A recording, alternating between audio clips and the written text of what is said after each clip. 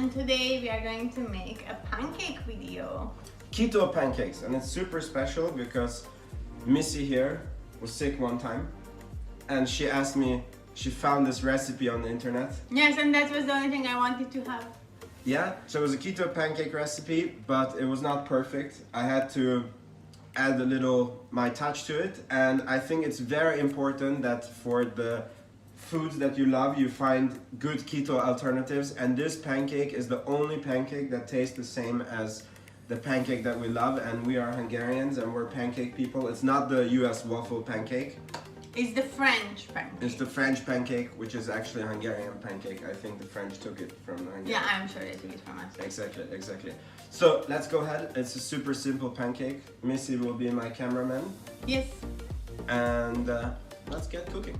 Alright, so as I said before, insanely simple recipe. You need one big bowl, you need 5 deciliters of whipped cream, you need 50 grams of melted butter, you need 9 eggs.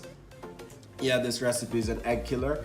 And you need psyllium husk, 2 flat spoons of psyllium husk. I don't know if we have enough, but we're still risking it.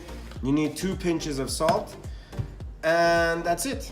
So step 1 of this recipe, we are going to put all the ingredients in this bowl and we're going to mix them up with the mixer. So let's get going with it.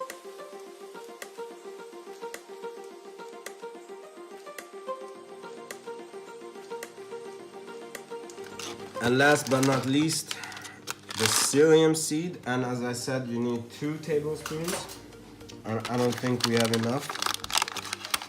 This is the one that is going to make the pancake stick together. We almost have some left in the box also. Alright, so now we're going to mix this up, and when you cook it in a pan, I will have to show you a trick. If you don't do it, it's going to be an absolute mess. So here we go, let's stir it up.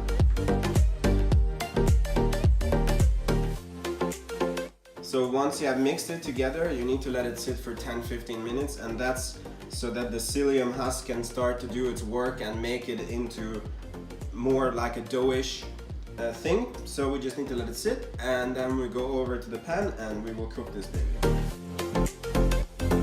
Alright, so it's been 15 minutes, and you need to stir it up again because the psyllium husk somehow stays on the top. So I'm just gonna do it, and then we're going to go ahead and cook it. Okay, so I put this on medium heat. It goes up to 9 and now it's on 6. So I'm just going to add a little butter and let it heat up, and then I'm going to show you this trick without which I don't believe you can make this pancake, because the bottom of it gets solid and the top becomes too liquid, and then you cannot turn it and it's going to rip and become a mess unless you do what I'm going to show you very soon. So the rule of Hungarian pancakes is that the first one is always a mess, but I'm still going to try. So you put about this much. It's important that you don't put it in all the pan, and then you take a cover and then you put the cover on. And this is going to make so that the top is also going to get a little bit cooked. And this will make it so that you can turn the pancake. Otherwise, the top will be too liquid still, while the bottom is basically burning. And yeah, it was a mess when I first tried to make it. So if you do it like this, it's going to be an awesome pancake. So here it is, the first one. I'm going to go below and turn it. Good. So, the first one is done.